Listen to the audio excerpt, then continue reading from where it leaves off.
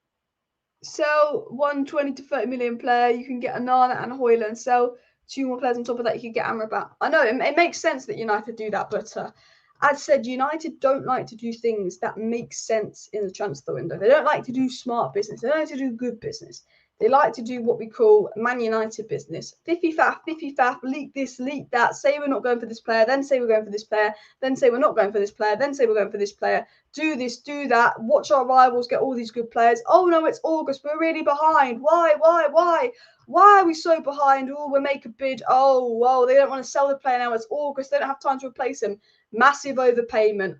Oh, we complain about FFP because you spend so much money. Oh, we can't sell players. We'll try and sell some players. Oh, we give big wages. Complain. The most annoying thing about supporting United is every single transfer window, I feel like we make the same mistakes. We don't learn from mistakes. Making mistakes can be good because you can learn from mistakes. You can build on mistakes. But the mistakes Man United make are the mistakes we are waiting for them to make because they've made the same mistakes the last 10 years since Sir Alex Ferguson is retired. Sign someone quick. Sell players. Stop giving silly wages. Stop giving new contracts to Bailly, to Phil Jones, who weren't going to be used. Oh, you can't sell them. Oh, they leave for a free. Stop giving out silly contracts. Ten Hag's trying to stop that.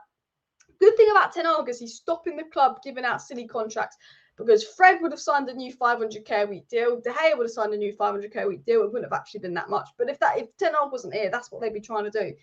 De Gea is not staying because Ten Hag said, no, you're not giving a new contract to a player I don't want unless he's going to take a second keeper wage because he will be my second keeper if he wants to stay. Fred, I like Fred, he's doing well, but Fred isn't in my long-term plan, so why are we going to give him a new contract? He's smart. Let's not give Fred a new contract. Let's not give De Gea a new contract. Yes, they've had decent seasons. Yes, they haven't been mad, but they're not in my long-term plan because they're not good enough in my long-term plan. United in the past, we know Phil Jones wasn't good enough. We know Eric Bailly deserved more chances, but was injury prone, wasn't good enough. Giving them new contracts, even though they were never going to be in the long-term plan. United had this problem of giving bench players and players that didn't play new contracts because they didn't want to lose them for free. Ten Hag's woken up United and go, stop giving out new contracts. We'll lose the player for free. We'll sell the player. If they're not in the long-term plan, we're not going to keep them here any longer because they'll just eat up wages. They won't play, and then you won't get any money for them. Ten Hag is right. And United need to do more of that. 100%. Keep smashing the like button, of course, subscribe down below. What about Jonathan David as a striker? Really just not linked to him, to be honest. Really not linked to him. Glazer will be the... please pray that this is the last window with the Glazers in here, because Glazer Sell Anthony too early. Ten Hag likes him. We ain't selling him, and I wouldn't sell him. I think he can be really important. He's just inconsistent. Spurs and Liverpool sorting out their problem areas while we take too long. Yep, every summer, same things happen every single summer. It's so frustrating, people. So very frustrating. The Glazers aren't focused on United, so our business isn't a priority and never has been. That's why their routine is terrible. True. Resign Herrera? No. But I do like Ander Herrera, but he's past it now. He's into his 30s. You can't re-sign old players. Do you know what I mean? But I do like him. Apparently, United wants Lavia, but will we move for Lavia? I doubt it. Guys, do smash the like button. Of course, subscribe down below if you're new. There is reports and rumours coming in. We're going to hear something on the takeover tomorrow, particularly from Ornstein and Rio Ferdinand having discussions. Do I think we're going to hear anything tomorrow? No.